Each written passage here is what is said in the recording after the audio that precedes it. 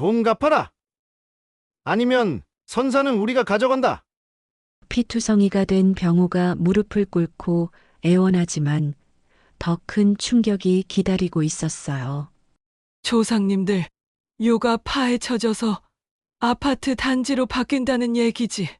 옥순 할머니가 기절할 듯 비틀거리며 절규합니다. 조상님들을 오늘도 사연돌이와 함께 사연의 소용돌이 속으로 들어가 보시죠. 본격적인 이야기로 들어가기 전에 좋아요와 구독으로 응원해 주세요. 구독과 좋아요는 무료이지만 저에게는 큰 격려가 됩니다. 서울 강남의 하늘을 찌를 듯한 빌딩들이 빼곡히 들어선 도심 한복판, 그 중에서도 가장 높은 건물 꼭대기층에 위치한 넓은 사무실, 바로 이나라 굴지의 건설회사 회장실입니다. 창밖으로는 서울 시내 전경이 한눈에 내려다 보이고 사무실 안은 고급스러운 원목 가구들과 진귀한 골동품들로 장식되어 있었어요. 그 사무실의 주인인 70세의 김태수 회장이 커다란 창가에 서서 아래쪽 풍경을 내려다보고 있었습니다. 회색 맞춤 양복을 단정하게 차려입은 그의 모습은 성공한 사업가 그 자체였죠. 키는 그리 크지 않았지만 어깨는 여전히 곧게 펴져 있었고 은발로 변한 머리카락은 깔끔하게 빗어 넘겨져 있었습니다. 하지만 그 날카로우면서도 깊은 눈빛 속에는 세월이 지워내지 못한 상처가 짙게 자리 잡고 있었어요. 태수의 손길이 닿는 곳마다 거대한 아파트 단지가 생겨나고 그의 결정 하나로 수백억 원짜리 개발 프로젝트가 좌우되었습니다. 이 정도면 누가 봐도 인생의 완전한 승리자라고 할 수 있겠죠. 그런데 이상하게도 태수의 표정에는 늘 어딘가 공허하고 쓸쓸한 그림자가 드리워져 있었습니다. 회장님, 오늘 오후 2시 이사회 회의 준비가 모두 완료되었습니다. 단정한 정장 차림의 여비서가 조심스럽게 다가와서 공손히 보고했어요. 태수는 천천히 고개를 끄덕이며 무거운 걸음으로 자리에 돌아앉았습니다. 넓은 책상 위에는 각종 중요 계약서와 승인 서류들이 깔끔하게 정리되어 있었고 벽면 전체에는 온갖 표창장과 감사패 그리고 유명 정치인들과 찍은 기념사진들이 빼곡히 걸려 있었죠. 하지만 그 화려한 성취들도 태수의 마음속 깊숙한 곳에 자리 잡은 상처를 완전히 치유하지는 못했습니다. 특히 추석이나 설날 같은 명절이 다가오거나 가족에 관한 이야기가 나올 때마다 그 오래된 상처는 더욱 선명하게 아리게 도져왔어요. 장남이 아니라고 늘 무시당했지. 제사상에도 내 자리는 없었어. 태수가 창밖을 바라보며 쓸쓸하게 중얼거렸습니다. 벌써 50년도 넘게 지났건만 어린 시절 들었던 그 차가운 말들은 여전히 생생하게 기억 속에 남아 있었거든요. 차남이라는 이유만으로 늘 뒷전으로 밀려나야 했던 그 서러운 시절 말이에요. 한편 서울에서 고속도로를 타고 3시간가량 달려야 도착할 수 있는 충청도의 외진 시골 마을. 그곳에는 조선시대부터 이어져 내려온 100여 년 역사의 고택이 우뚝 서 있었습니다. 검은 기와지붕이 오랜 세월의 무게를 견디며 여기저기 처져 있고 마당 한가운데 자리 잡은 수백 년 된 커다란 느티나무가 이 집안의 긴 역사를 말해주는 전형적인 종갓집이었어요.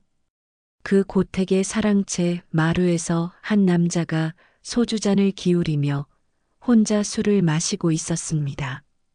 75세의 김병호, 바로 태수의 친형이자 이유서 깊은 종갓집의 장남이었죠.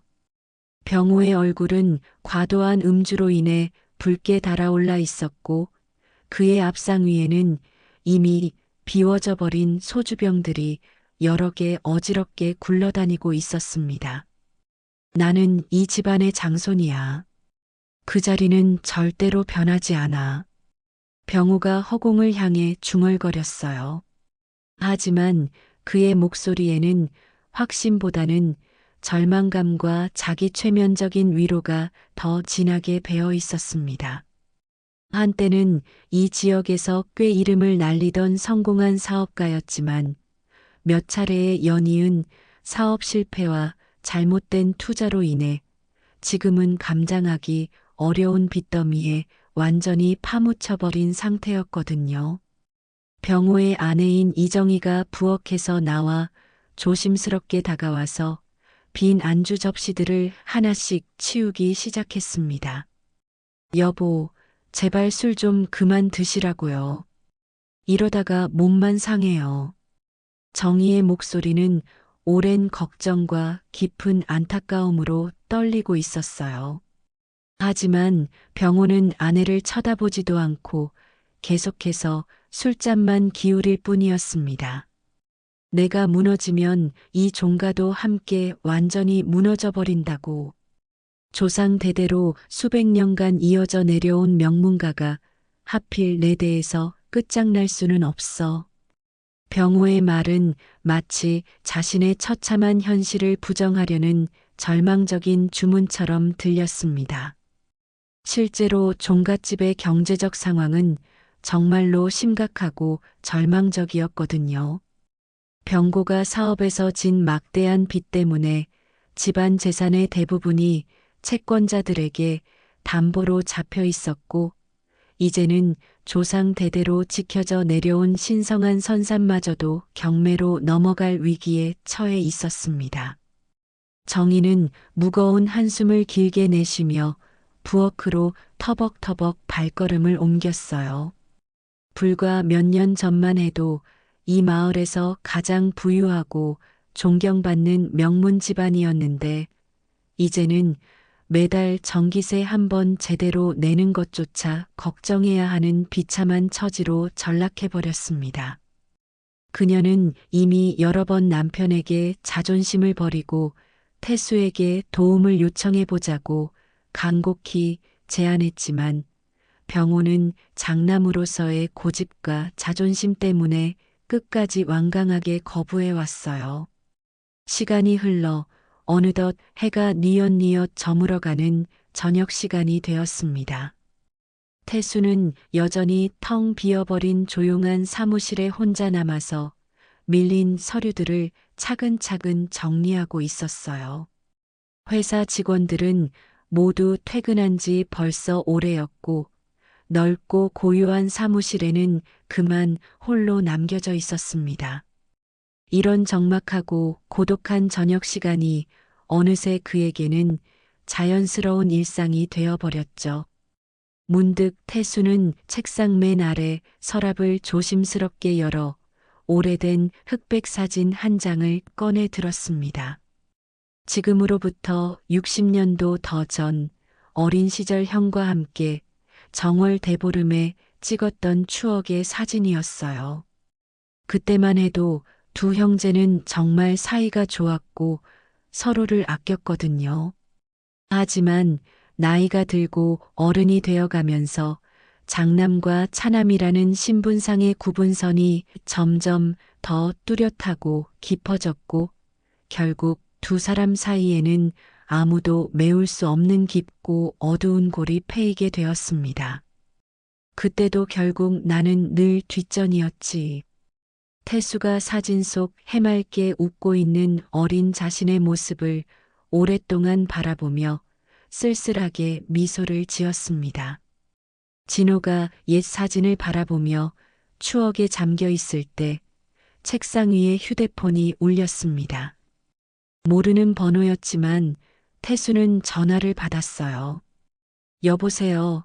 김진호 회장님 맞으시죠? 저는 광정법무법인 변호사 박상철입니다.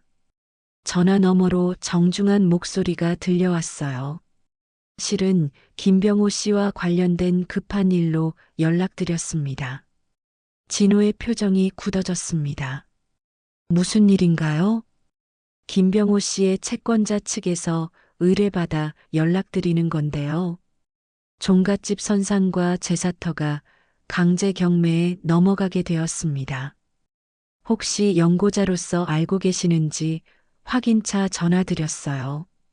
진호는 전화기를 꽉 쥐었습니다. 50년 전 자신을 냉정하게 내쳤던 그 집안이 이제는 어쩔 수 없이 자신에게 손을 벌려야 하는 상황이 온 것입니다. 종갓집 선상과 제사터가 경매에 넘어간다고? 태수의 목소리가 떨렸습니다. 마음 한편으로는 복잡한 감정이 밀려왔습니다. 통쾌함과 동시에 씁쓸함, 그리고 어디선가 올라오는 묘한 안타까움까지 말이에요. 결국 이런 날이 오는구나.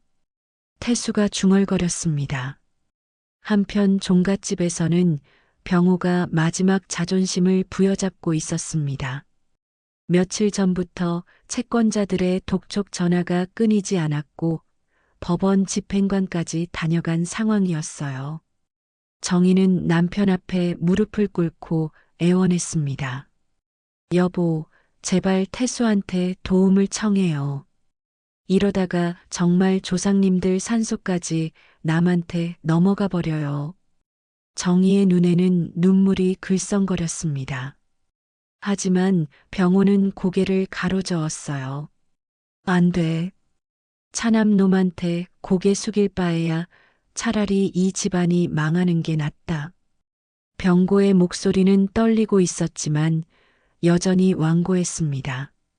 하지만 현실은 그의 고집을 용납하지 않았어요. 며칠 후 마을 이장이 급하게 달려와서 소식을 전했습니다. 병호야, 큰일 났다. 선산 경매 공고가 벌써 나왔어. 이번 달 말이면 법원에서 경매를 진행한다고 하더라고. 이장의 말에 병호의 얼굴이 하얗게 질렸습니다. 이제 정말 시간이 얼마 남지 않았다는 뜻이었거든요. 그날 밤 병호는 술도 마시지 않고 마루에 앉아 멍하니 하늘을 올려다보고 있었어요. 수백 년 동안 조상들이 잠들어 계신 선산이 남의 손에 넘어간다는 생각에 가슴이 미어지는 것 같았습니다. 정희가 옆에 앉아서 조용히 말했어요. 여보, 이제는 체면 따질 때가 아니에요. 태수가 아무리 차남이라고 해도 결국 같은 핏줄이잖아요. 정희의 말에 병호는 고개를 떨궜습니다. 마음 깊은 곳에서는 정희의 말이 맞다는 걸 알고 있었거든요. 다음 날 아침 병호는 마침내 결심을 굳혔습니다. 평생 처음으로 정장을 차려입고 서울로 향하는 시외버스에 몸을 맡겼어요. 3시간 동안의 긴 여행 내내 그의 마음은 복잡했습니다. 자존심과 현실 사이에서 수없이 갈등했지만 결국 조상의 산소를 지켜야 한다는 의무감이 더 컸어요. 태수의 회사 앞에 도착한 병호는 한참 동안 망설였습니다. 화려한 고층 빌딩을 올려다보니 동생이 얼마나 성공했는지 실감이 났어요. 동시에 자신의 초라한 모습이 더욱 부끄럽게 느껴졌습니다. 하지만 이제 와서 돌아갈 수도 없는 노릇이었죠. 회장실 앞에서 병호는 비서에게 면담을 요청했습니다. 저는 회장님의 형입니다. 급한 일이 있어서 왔는데요. 비서는 당황했지만 곧 태수에게 연락을 취했어요. 태수는 잠시 침묵하더니 형을 안으로 들이라고 지시했습니다. 사무실 문이 열리고 병호가 들어섰을 때 태수는 자리에서 일어나지도 않았어요. 차가운 시선으로 형을 바라볼 뿐이었습니다. 50년 만에 마주한 두 형제, 그 사이에는 세월의 무게만큼이나 깊은 침묵이 흘렀어요. 뭔 일로 왔나? 태수의 목소리는 감정을 억누르고 있었습니다. 병호는 주먹을 꽉 쥐고 입을 열었어요. 태수야, 내 도움이 필요하다.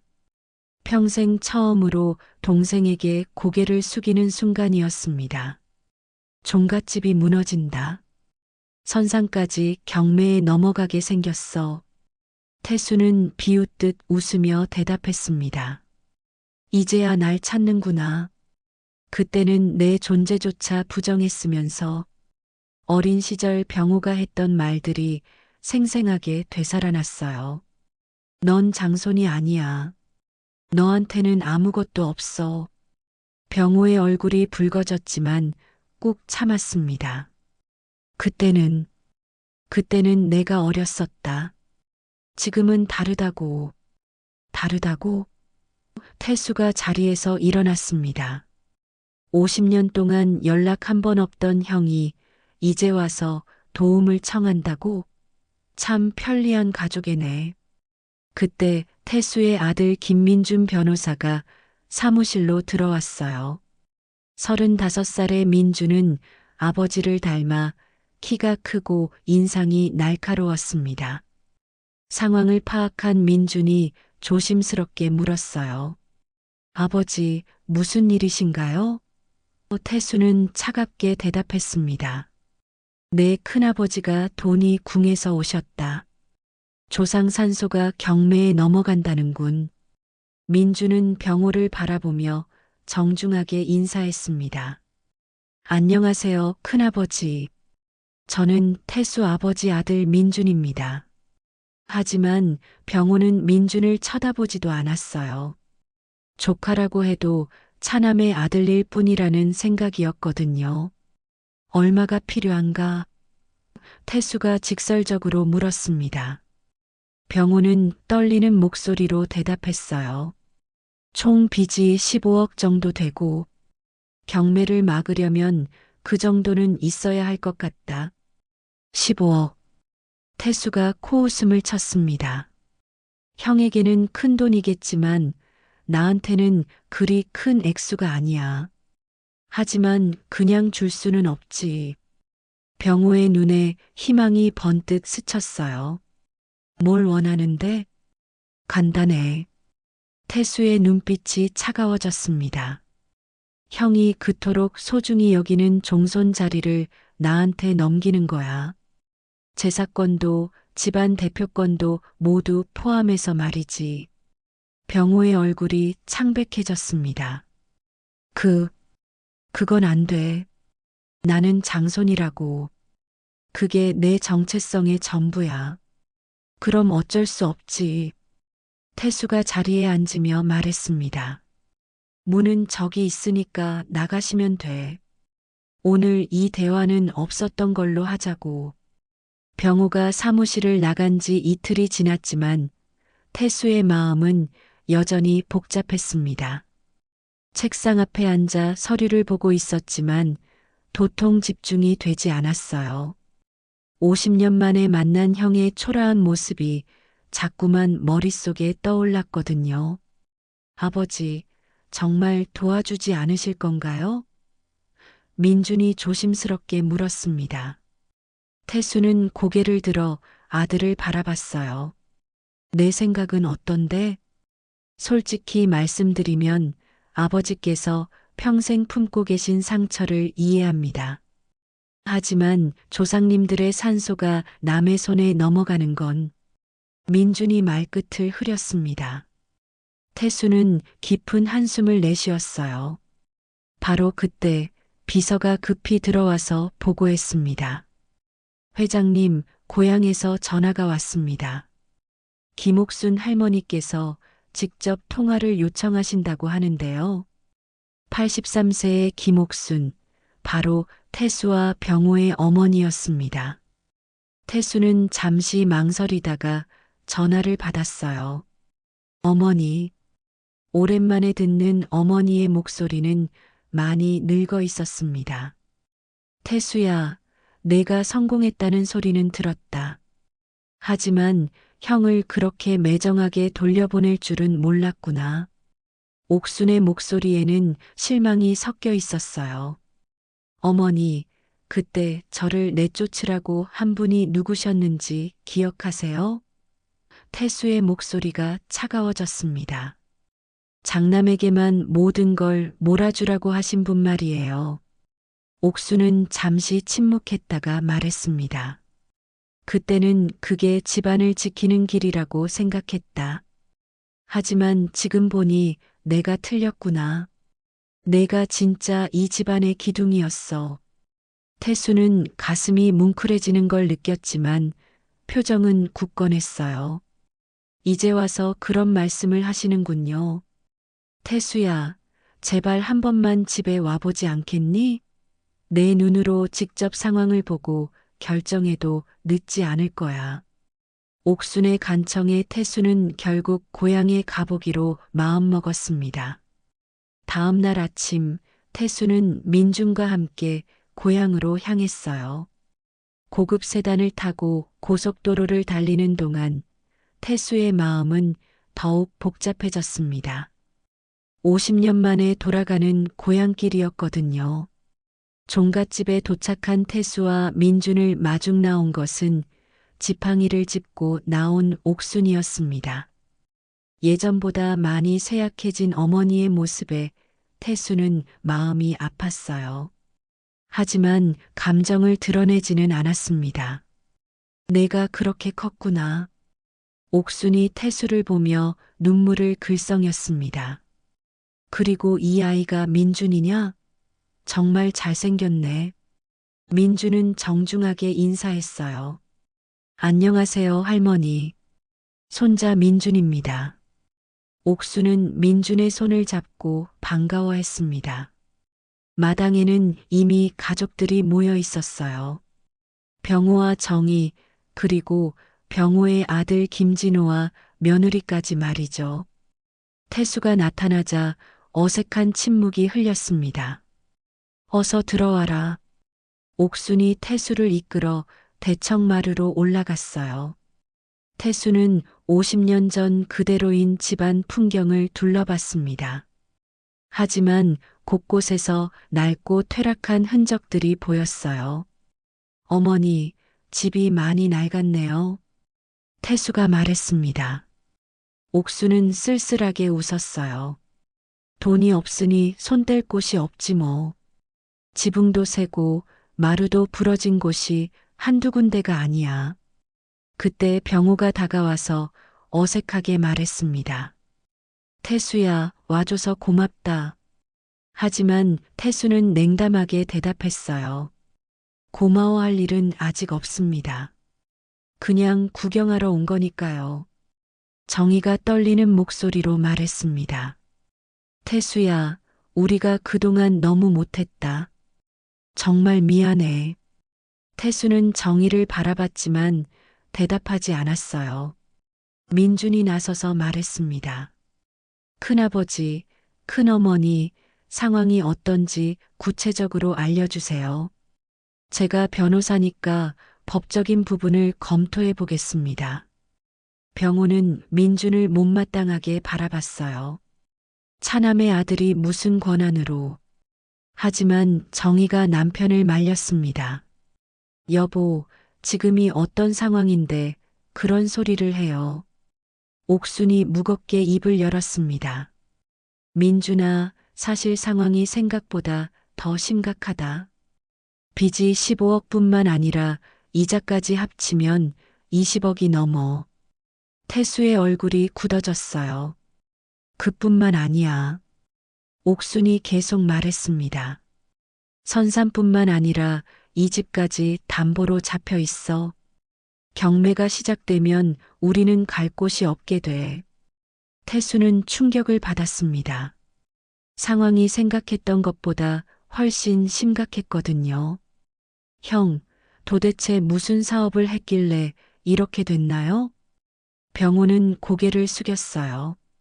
부동산 개발 사업에 손을 댔다가 지방 정부 허가가 안 나면서 모든 게 물거품이 됐어. 그때 은행 대출과 사채까지 끌어다 썼는데. 사채요? 민준이 놀라며 물었습니다. 큰아버지, 사채 이자가 얼마나 되는지 아세요? 월 3%에서 5%까지. 병호의 목소리가 점점 작아졌어요. 민주는 머리를 흔들었습니다.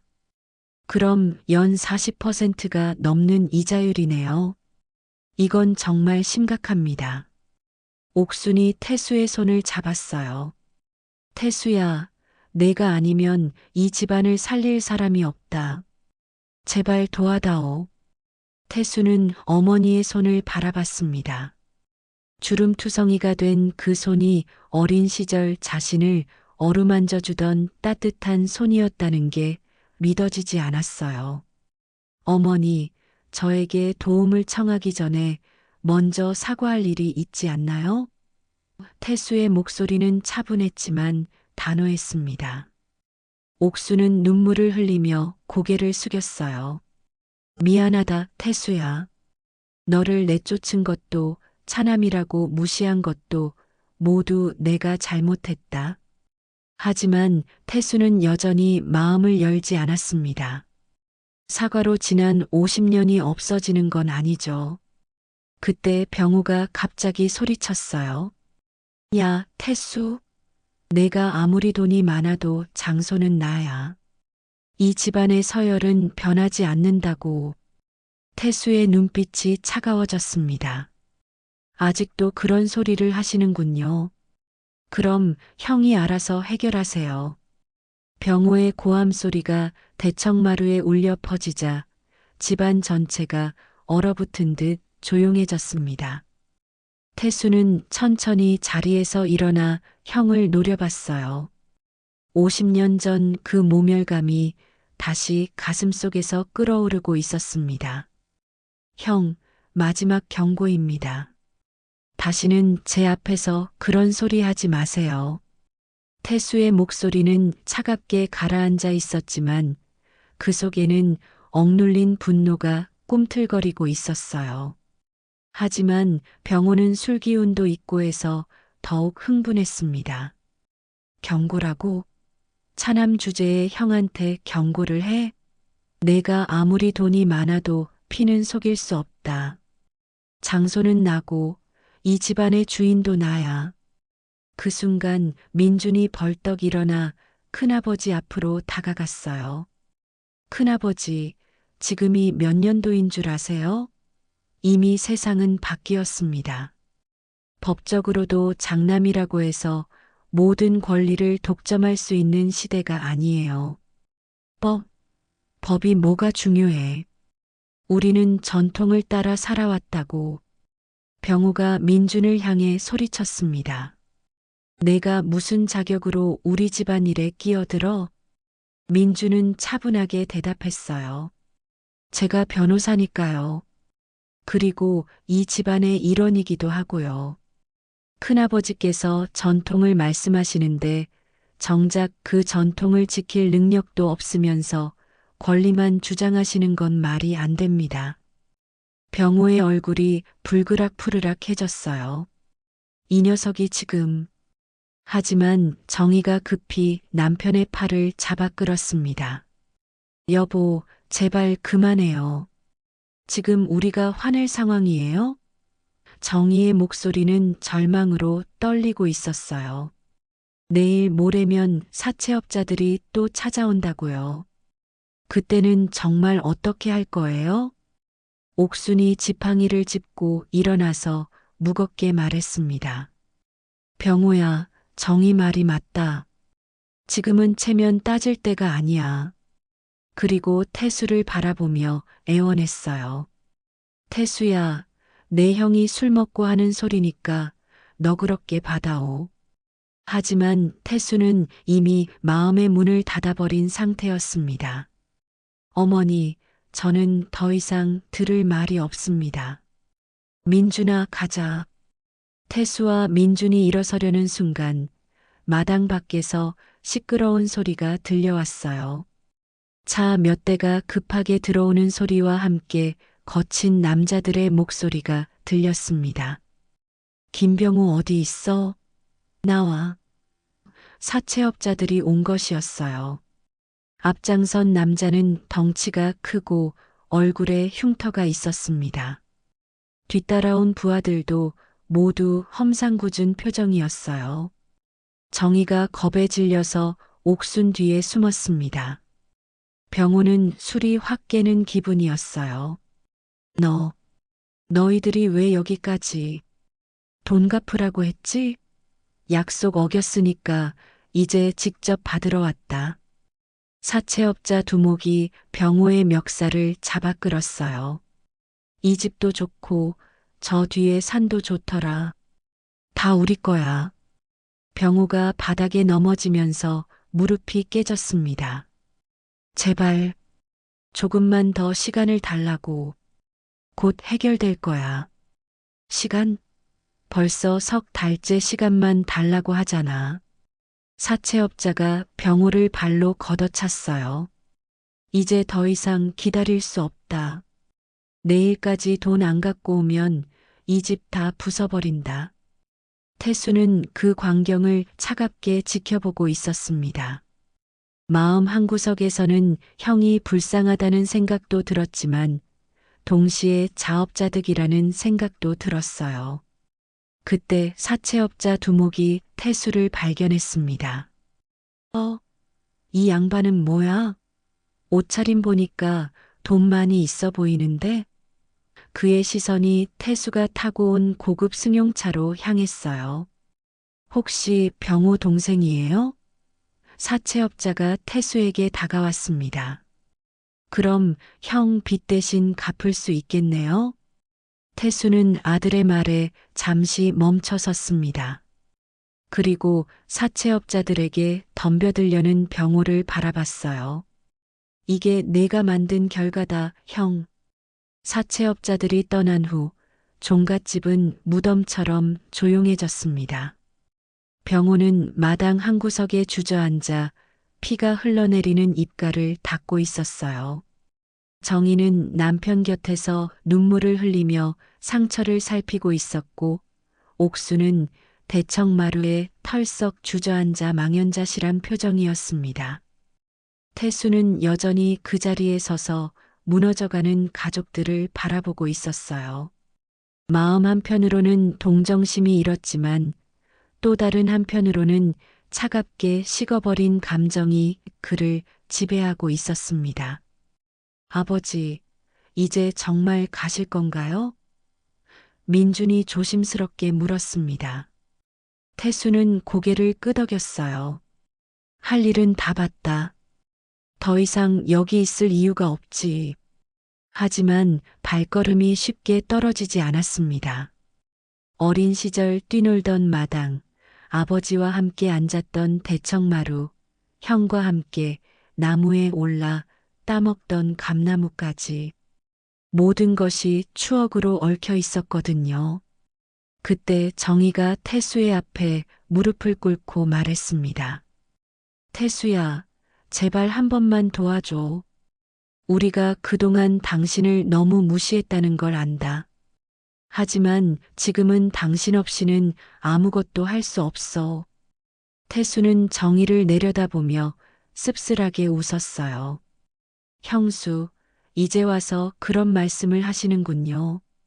그때는 저를 사람 취급도 안 하시더니. 미안해, 정말 미안해. 정희의 목소리는 절망으로 떨리고 있었습니다. 내가 잘못 생각했어.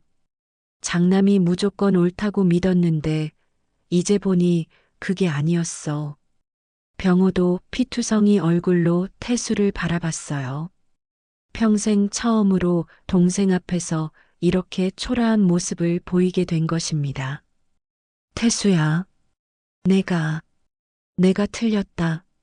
하지만 태수의 마음은 이미 굳어져 있었어요. 형, 지금 와서 틀렸다고 하면 다 해결되나요? 50년 동안 쌓인 상처가 말 한마디로 없어지나요? 옥순이 떨리는 목소리로 말했습니다.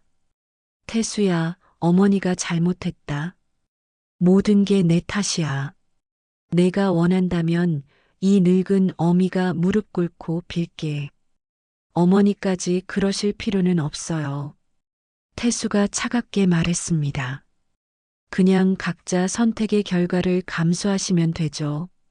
민준이 아버지의 팔을 잡았어요. 아버지, 저기 보세요.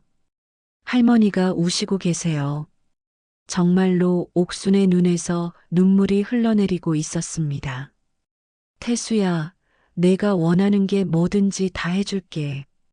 옥순이 간절히 말했습니다. 종손자리도 제사권도 집안 대표권도 모두 내게 넘길게. 그러니 제발 이 집안을 살려다오. 태수는 어머니의 말에 잠시 동요했지만 곧 마음을 다잡았어요. 어머니, 그런 걸로 해결될 문제가 아닙니다. 신뢰가 깨진 건 돈으로도 못 사죠. 바로 그때 마을 이장이 급하게 달려왔습니다. 큰일 났다, 병호야. 방금 군청에서 연락 왔는데 선산 개발 허가가 이미 다 났다더라. 다음 주부터 공사 시작한다고 해. 이장의 말에 모든 사람들이 충격에 빠졌어요. 상황이 생각보다 훨씬 급박하게 돌아가고 있었던 것입니다. 그럼 조상님들 묘는 어떻게 되는 거예요? 정희가 떨리는 목소리로 물었습니다. 이장 허가 안 나면 강제로 이장시킨다고 하더라고. 무연고 묘지로 보내버린다는 얘기야. 이장의 말에 옥순이 기절할 듯 비틀거렸어요. 무연고 묘지라니. 병호가 절망적으로 중얼거렸습니다. 조상님들이 무연고 묘지에. 태수도 이 말에는 큰 충격을 받았어요. 아무리 지방과 원수가 졌다고 해도 조상들의 묘가 무연고 묘지로 옮겨진다는 건 상상할 수 없는 일이었거든요. 민준이 이장에게 물었습니다. 이장님, 혹시 개발 중단시킬 방법은 없나요? 글쎄, 시에서 추진하는 대형 프로젝트라서 웬만해서는 중단되기 어려울 거야. 그리고 이미 사채업자들이 경매 신청도 해놔서 시간이 별로 없어. 태수는 복잡한 심경이었어요. 형에 대한 원망은 여전했지만 조상들의 묘가 파헤쳐진다는 생각에는 견딜 수가 없었습니다. 민준아, 법적으로 개발을 막을 수 있는 방법이 있나? 태수가 아들에게 물었습니다. 문화재 보호법이나 매장 문화재 보호법을 적용할 수 있을지 검토해 봐야겠지만 시간이 너무 부족해요. 그리고 가장 확실한 건 역시 경매를 막는 거죠.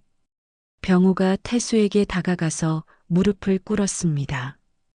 태수야, 제발 부탁한다. 조상님들만은 지켜달라. 나한테 어떤 조건을 걸어도 상관없어.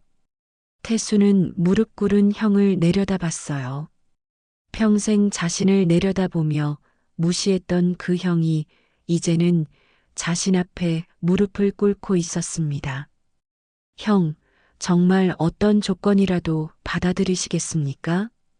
태수의 목소리에는 차가운 기운이 감돌았어요. 그래, 뭐든지 다 하겠다. 병호가 간절히 대답했습니다. 태수는 잠시 생각에 잠겼습니다. 그리고 천천히 입을 열었어요. 좋습니다. 그럼 제 조건을 들어보세요. 모든 사람들이 태수의 말에 집중했습니다. 첫째, 형이 그토록 소중히 여기는 종손 자리를 완전히 포기하고 저에게 넘기십시오. 둘째, 집안의 모든 재사건과 의사결정권을 저에게 위임하십시오. 셋째, 앞으로 형은 이 집안의 어떤 일에도 개입하지 마십시오. 병호의 얼굴이 창백해졌어요. 이는 그가 평생 지켜온 정체성을 완전히 포기하라는 뜻이었거든요. 그리고 마지막 조건입니다. 태수의 목소리가 더욱 차가워졌어요. 형과 형수는 이 집에서 나가십시오. 저는 형과 같은 지붕 아래서 살고 싶지 않습니다. 정희가 충격을 받아 주저앉았어요. 태수야, 그건 너무 심한 거 아니야? 우리가 어디로 가라고. 형수께서 선택하세요. 조상님들의 묘를 지킬 것인가, 아니면 집을 지킬 것인가. 옥순이 떨리는 목소리로 말했습니다. 태수야, 너무 매정하구나. 아무리 그래도 한 집안 식구인데. 어머니, 저를 집안 식구로 생각해 주신 적이 있나요? 태수의 목소리에는 50년간 쌓인 원망이 담겨 있었어요. 이제 와서 식구 운운하시는 건 아이러니하네요. 병호는 한참 동안 고민했습니다. 조상들의 묘를 지키려면 자신의 모든 것을 포기해야 했어요. 하지만 다른 선택의 여지는 없었습니다. 마침내 병호가 고개를 숙이며 말했습니다. 알겠다. 내 조건을 다 받아들이겠어. 제발 조상님들만은 지켜달라. 태수는 형의 대답을 들으며 복잡한 감정에 휩싸였어요. 복수는 달성했지만 왠지 마음이 시원하지 않았습니다. 병호가 모든 조건을 받아들이겠다고 말한 순간 마당에는 무거운 침묵이 흘렀습니다. 태수는 형의 절망적인 표정을 바라보며 마음 한구석에서 묘한 감정이 올라오는 것을 느꼈어요. 복수를 위해 달려온 길이었지만 막상 목표를 달성하고 나니 예상했던 것과는 다른 기분이었습니다. 좋습니다. 그럼 내일 아침까지 법적 서류를 준비해서 모든 권리 이양 절차를 마무리하겠습니다. 태수가 차갑게 말했어요. 민준아, 변호사 사무실에 연락해서 필요한 서류들을 준비하라고 해. 네, 아버지. 민준이 대답했지만 그의 목소리에는 걱정이 섞여 있었습니다. 아버지의 복수가 너무 차갑고 철저하다는 생각이 들었거든요. 정의가 떨리는 목소리로 물었습니다. 태수야, 정말 우리 보고 집에서 나가라는 거야? 우린 갈 곳이 없다고. 이 집에서 태어나서 여기서 늙어가려고 했는데, 평생 이 마당을 쓸고 저 부엌에서 밥을 해왔는데, 이제 와서 어디로 가라는 거야? 그건 형수께서 알아서 해결하실 문제죠. 태수의 대답은 단호했습니다. 제가 요구한 것은 간단해요. 조건을 지키든지 아니면 조상님들의 묘가 파헤쳐지는 걸 감수하든지 둘 중 하나를 선택하세요. 옥순이 힘겹게 일어나서 태수에게 다가갔어요. 83세의 나이에도 불구하고 굳건했던 그녀의 어깨가 이제는 완전히 구부러져 있었습니다. 태수야, 어머니가 평생 잘못 살았다. 너를 차별한 것도 장난만 편애한 것도 모두 내 잘못이야. 하지만 내 형을 집에서 쫓아내는 건 너무 가혹하지 않니? 아무리 그래도 한 집안 식구인데. 어머니, 태수의 목소리가 높아졌습니다.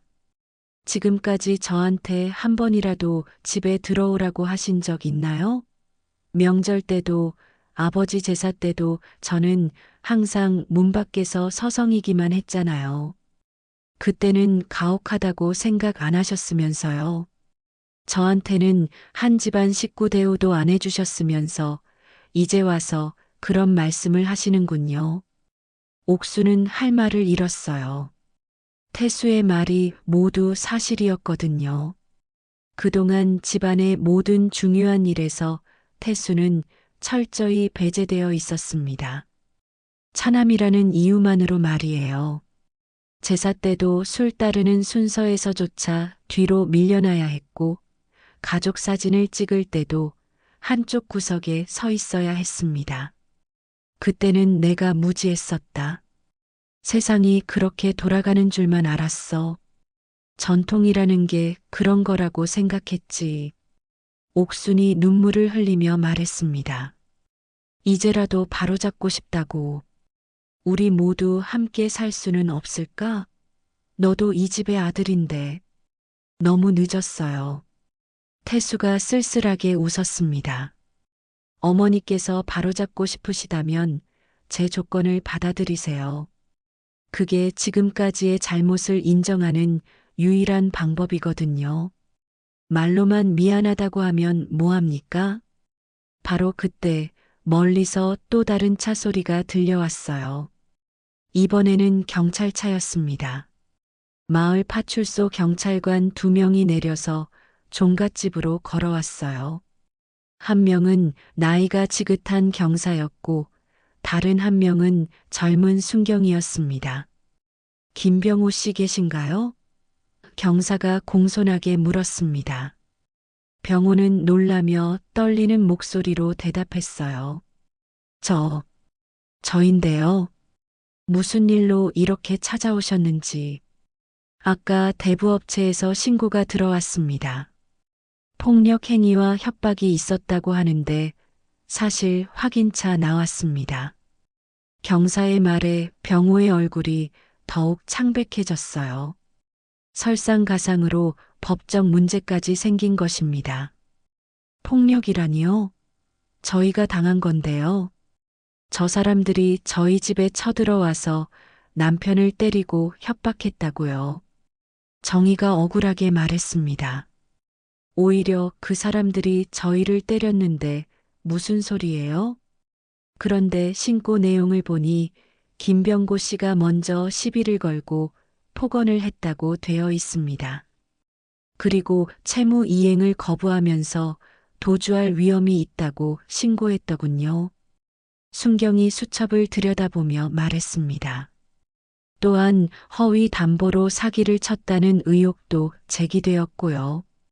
태수는 이 상황을 지켜보며 더욱 착잡해졌어요. 형의 처지가 생각보다 훨씬 심각했던 것입니다. 단순히 돈 문제가 아니라 이미 법적 분쟁까지 번진 상황이었거든요. 이대로 가면 형은 정말로 감옥에 갈 수도 있었습니다.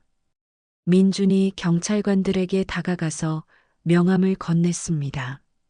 안녕하세요. 저는 변호사 김민준입니다. 혹시 현재 어떤 법적 절차가 진행되고 있는지 구체적으로 알 수 있을까요? 그래야 적절한 대응을 할 수 있을 것 같은데요. 아, 변호사님이시군요. 경사가 민준의 명함을 받아들며 말했습니다. 현재 채무 불이행으로 인한 민사소송이 진행 중이고 대부업체 측에서는 추가로 형사 고발도 적극 검토하고 있다고 합니다. 상당히 복잡한 사안이 될 것 같아요. 형사 고발이요? 무슨 혐의로요? 민준이 놀라며 물었습니다. 사기 혐의입니다. 담보 능력이 전혀 없으면서 거짓으로 담보를 제공해서 돈을 빌렸다는 거죠. 그리고 의도적으로 상환을 회피하고 있다는 정황도 있고요. 경사의 설명에 병호는 더욱 절망적인 표정이 되었어요. 이제 정말 막다른 길에 다다른 것 같았습니다. 태수는 이 모든 상황을 보며 마음이 복잡해졌습니다. 형에 대한 원망은 여전했지만 가족이 이렇게 나락으로 떨어지는 모습을 보니 마음이 편치 않았어요. 특히 어머니의 절망적인 표정을 보니 가슴이 아팠습니다. 복수가 이렇게 씁쓸한 것인지 몰랐어요. 경찰관님, 혹시 이런 문제를 원만하게 해결할 수 있는 방법은 없을까요? 민준이 조심스럽게 물었습니다. 채무를 전액 변제하시면 됩니다. 그럼 민사 문제는 물론이고 형사 문제도 대부분 해결되죠. 피해자가 합의해주면 고소를 취하할 가능성이 높거든요. 경사가 현실적인 조언을 해주었어요. 병호가 태수를 바라보며 간절한 눈빛을 보냈습니다. 이제 정말로 태수가 아니면 이 모든 문제를 해결할 수 없는 상황이 된 것입니다. 경찰관들이 놀라며 태수를 바라봤어요. 정말이신가요? 금액이 20억이 넘는데요. 이자까지 합치면 더 커질 수도 있고요. 문제 없습니다. 태수의 대답은 확신에 차 있었습니다. 하지만 그의 마음속에는 여전히 복잡한 감정들이 휘몰아치고 있었어요. 병호는 믿을 수 없다는 표정으로 동생을 바라봤습니다. 태수야, 정말로 도와주겠다는 거야? 단, 제 조건은 변하지 않습니다. 태수가 단호하게 말했습니다. 모든 권리를 포기하고 집에서 나가세요. 그게 조상님들의 묘를 지키는 대가입니다. 공짜는 없어요. 정희가 울먹이며 말했습니다. 태수야, 우린 정말 갈 곳이 없다고. 이 나이에 어디서 새로 시작하라는 거야? 서울의 작은 아파트 하나 정도는 마련해 드리겠습니다. 태수가 차갑게 말했어요. 하지만 이 집과는 영원히 인연을 끊으세요. 다시는 종갓집 일에 관여하지 마시고요. 옥수는 눈물을 흘리며 고개를 끄덕였습니다. 알겠다, 태수야. 내 뜻대로 하자. 어머니가 모든 책임을 질게.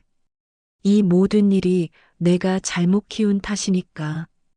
태수는 어머니의 말을 듣고 마음 한구석이 무너지는 것을 느꼈어요. 이것이 정말 자신이 원했던 복수였을까? 승리의 기쁨보다는 공허함만이 남았습니다. 경찰관들은 상황이 원만하게 해결될 것 같다며 안도했어요. 그럼 내일까지 합의서 작성하시고 채무 변제 확인서도 준비해 주세요. 그러면 모든 법적 문제가 깔끔하게 정리될 겁니다. 네, 알겠습니다.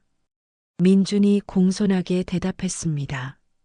제가 변호사니까 모든 법적 절차는 제가 챙기겠습니다. 경찰관들이 떠난 후 집안은 다시 조용해졌어요. 하지만 이전과는 전혀 다른 분위기였습니다. 모든 것이 결정된 후의 정적이었거든요. 병호가 떨리는 목소리로 말했습니다. 태수야, 고맙다. 정말 고마워. 내가 아니었다면 우리는 정말로 끝장이었을 거야. 태수는 형의 감사 인사를 들으며 복잡한 기분이었어요. 고마워하실 일은 아닙니다. 조건을 지키시면 되죠.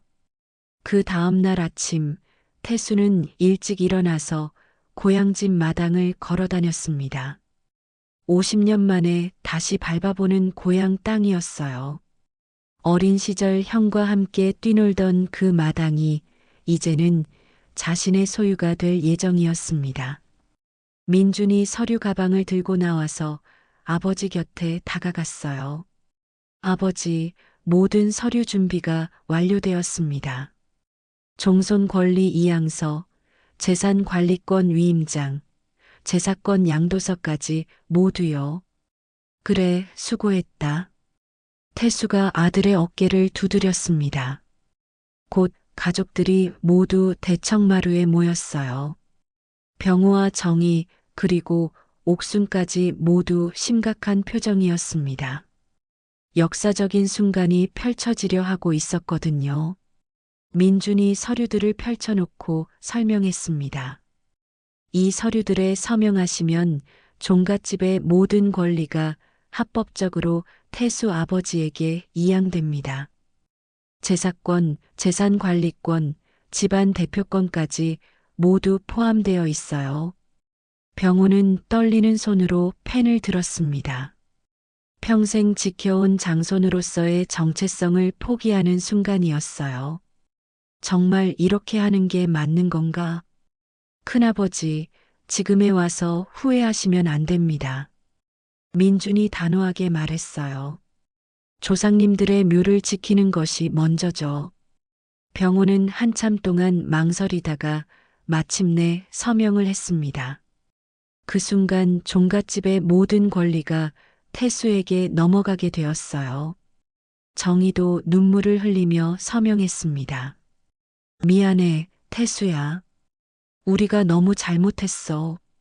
옥순이 마지막으로 서명하며 말했습니다. 태수야, 이제 내가 이 집안의 진짜 주인이다. 조상님들도 분명 기뻐하실 거야. 모든 서명이 끝나자 태수는 이상한 기분이 들었어요. 복수를 완성했지만 마음이 시원하지 않았습니다. 오히려 더 무거워진 것 같았어요. 형, 언제까지 이사하실 예정인가요? 태수가 조심스럽게 물었습니다. 일주일 정도면 충분할 것 같다. 병우가 힘없이 대답했어요. 평생 모은 것도 별로 없어서 짐도 많지 않아. 그때 마을 이장이 급하게 뛰어왔습니다. 태수야, 큰일 났다.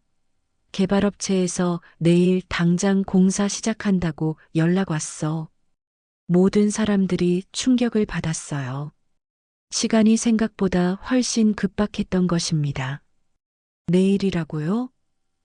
민준이 놀라며 물었습니다. 그래, 사채업자들이 경매 철회하고 개발업체한테 바로 넘겼다더라고. 보상금이 더 크니까 그렇게 한 것 같아. 이장의 설명에 태수는 긴장했어요. 민준아, 당장 법원에 가서 개발 중지 가처분 신청을 해.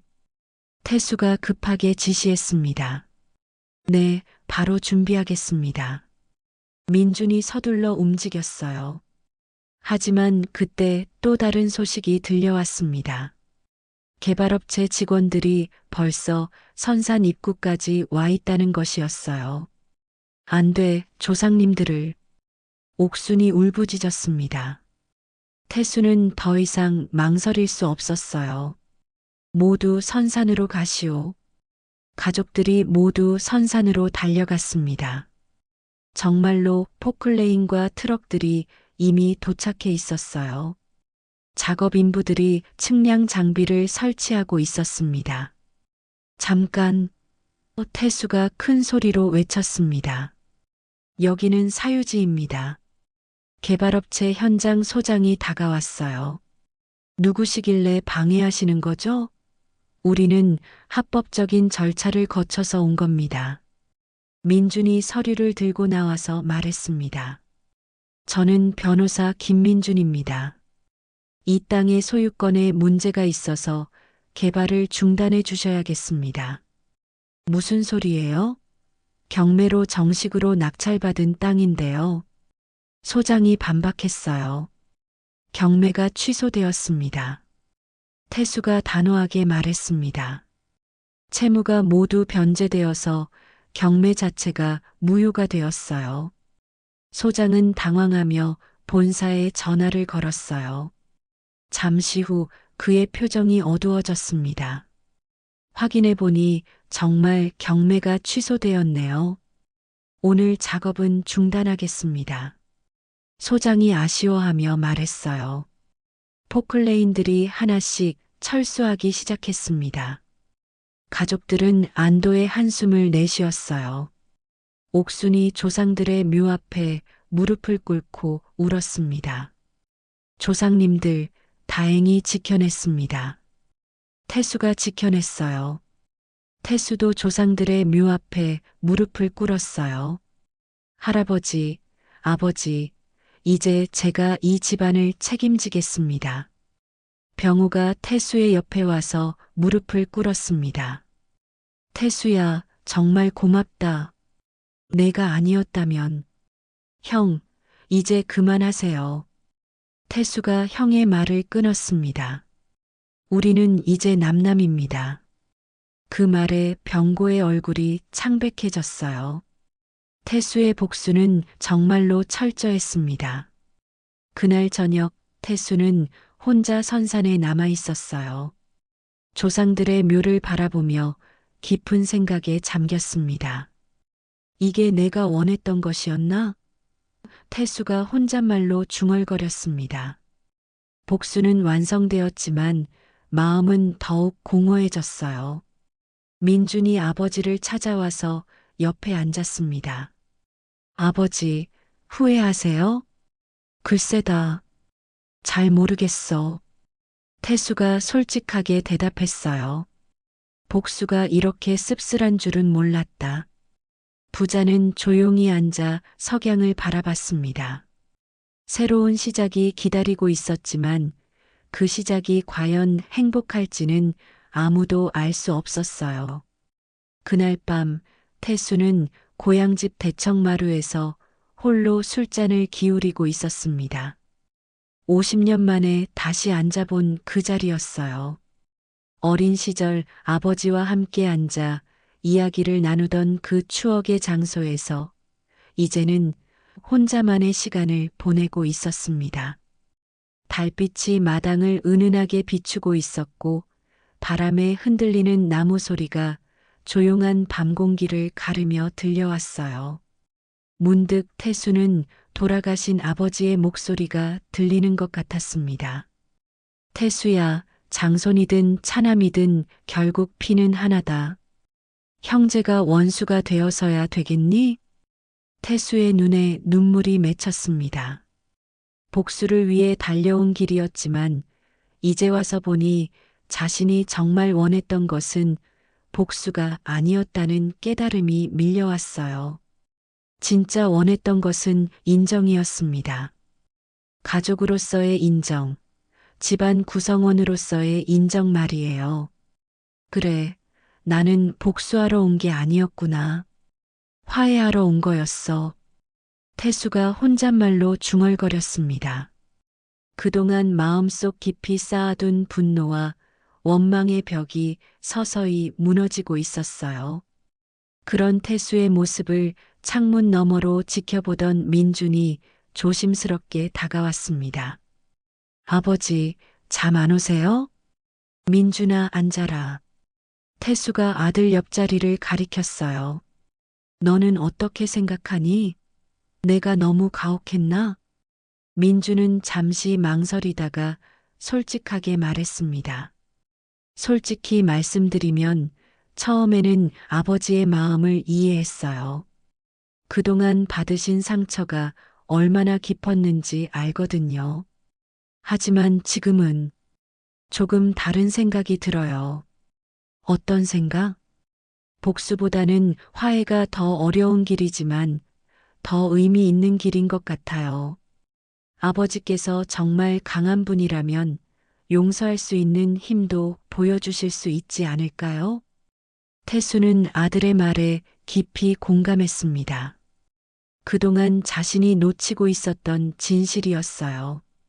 진정한 승리는 상대방을 굴복시키는 것이 아니라 자신의 마음을 다스리는 데 있다는 것을 깨달았습니다. 다음 날 아침 진호는 일찍 일어나서 혼자 마당을 걸어 다녔습니다. 50년 만에 다시 밟아보는 고향 마당이었어요. 어린 시절 형과 함께 뛰놀던 그 추억의 공간에서 많은 생각에 잠겨 있었습니다. 곧 가족들이 하나둘 일어나서 대청마루로 모여들었어요. 병우와 정희는 어색한 표정으로 진호를 바라봤습니다. 어제까지만 해도 집을 나가라고 했던 그가 여전히 집에 머물러 있는 모습이 의외였거든요. 다들 앉으세요. 이야기할 게 있습니다. 진호가 차분하게 말했어요. 옥순이 조심스럽게 물었습니다. 진호야, 무슨 일이니? 표정이 어제와 다르구나. 어머니, 어젯밤에 많은 생각을 했어요. 그리고 마음을 바꿨습니다. 진호의 대답에 모든 사람들이 당황했어요. 가족들이 조심스럽게 자리에 앉았지만 분위기는 여전히 긴장감이 돌았습니다. 그때 진호가 먼저 입을 열었어요. 어젯밤에 많은 생각을 했습니다. 그리고 결론을 내렸어요. 모든 사람들의 시선이 진호에게 집중되었습니다.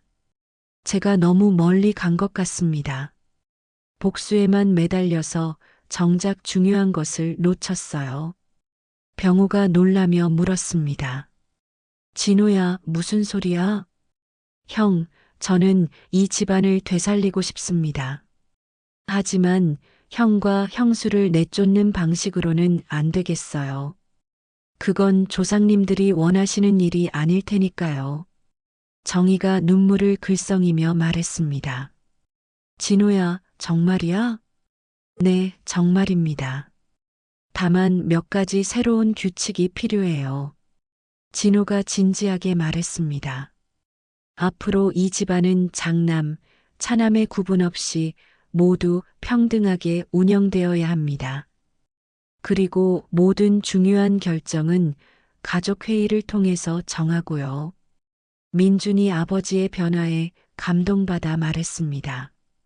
아버지 말씀이 맞아요.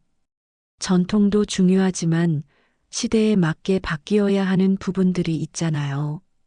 옥순이 감격해서 진호의 손을 잡았습니다. 진호야, 정말 고맙다. 내가 이렇게 너그러운 마음을 보여줘서 어머니가 얼마나 기쁜지 몰라. 하지만 병호는 여전히 복잡한 표정이었어요. 진호야, 고맙긴 한데 내가 평생 지켜온 것들을 그냥 포기하라는 거니? 형, 포기가 아니라 함께 나누는 겁니다. 진호가 차분하게 설명했어요. 형은 여전히 이 집안의 맏아들이에요. 다만 독점하지 말고 함께 책임지자는 뜻입니다. 그때 마을 이장이 급하게 찾아왔습니다. 진호야, 큰일이다. 시에서 연락 왔는데 너희 집안이 전통가옥 보존 대상으로 선정되었다더라. 모든 사람들이 놀라며 이장을 바라봤어요. 전통가옥 보존이요? 민준이 물었습니다. 그래, 100년이 넘은 종갓집이라서 문화재적 가치가 있다고 판단했다는 거야. 앞으로 정부에서 보수 비용도 지원해주고 관광자원으로도 활용할 수 있다고 하더라고. 진호는 이 소식을 들으며 묘한 기분이 들었어요. 마치 조상님들이 도와주시는 것 같았거든요. 그럼 앞으로 이 집은 더 이상 개인 소유가 아니라 공공의 자산이 되는 거네요. 진호가 말했습니다. 그렇다고 볼 수 있지. 하지만 너희가 계속 거주하면서 관리하는 조건이야. 이장이 설명해 줬어요. 옥순이 기뻐하며 말했습니다. 조상님들이 정말 도와주시는구나. 이 집이 영원히 보존될 수 있게 되었어. 몇 시간 후 진호는 가족들과 함께 조상님들의 묘소를 찾았습니다. 모두 함께 묘소 앞에 무릎을 꿇고 절을 올렸어요. 조상님들, 그동안 불효한 후손들이 서로 다투어서 죄송했습니다. 진호가 진심으로 사과했습니다. 앞으로는 하나된 마음으로 집안을 지켜나가겠습니다. 병호도 눈물을 흘리며 말했습니다. 조상님들, 제가 너무 어리석었습니다. 동생을 차별하고 독선적으로 행동해서 죄송합니다. 그때 정희가 진호에게 다가가서 깊이 절을 올렸어요. 진호야, 그동안 우리가 너를 너무 무시했어. 정말 미안해. 이제라도 용서해 주겠니? 형수, 일어나세요. 진호가 정희를 일으켜 세웠습니다. 이제 우리는 새로 시작하는 거예요. 과거는 모두 잊어버리고요. 옥순이 두 아들을 양쪽으로 끌어안으며 말했습니다. 내 아들들아, 이제야 진짜 가족이 된 것 같구나. 그날 저녁 종갓집 대청마루에는 온 가족이 둘러앉아 함께 식사를 하고 있었습니다. 50년 만에 처음으로 모든 가족이 함께하는 식사였어요. 진호가 술잔을 들며 말했습니다. 앞으로 이 집안은 서로 존중하고 사랑하는 진정한 가족이 되겠습니다. 장남, 차남의 구분 없이 모두 평등하게요. 병호도 술잔을 들어 진호와 마주쳤습니다. 진호야, 고맙다. 내가 나보다 훨씬 큰 사람이었구나. 민준이 감동받아 말했습니다. 할머니, 큰아버지, 큰어머니, 이제 우리는 정말 하나예요. 종갓집 마당에는 따뜻한 웃음소리가 울려 퍼졌습니다. 끊어졌던 가족의 끈이 다시 이어지는 순간이었어요. 몇 주 후 종갓집은 전통 가옥 보존 사업의 모범 사례가 되었습니다. 많은 관광객들이 찾아와서 한국의 전통 문화를 체험했어요. 그리고 그 중심에는 화해한 가족이 있었습니다. 진호는 더 이상 차남이 아니었습니다. 그렇다고 장남도 아니었어요. 그는 그냥 이 집안의 사랑받는 아들이자 존경받는 가장이었습니다. 시청자의 가슴에는 눈물과 감동, 그리고 화해의 따뜻함이 깊이 번져나갔습니다. 진정한 승리는 상대방을 이기는 것이 아니라 서로를 이해하고 용서하는 데 있다는 깨달음과 함께 말이에요. 사연돌이의 오늘 이야기 어떠셨나요? 좋아요와 구독으로 응원해 주시면 따뜻한 마음 담아 더 좋은 사연으로 보답드리겠습니다.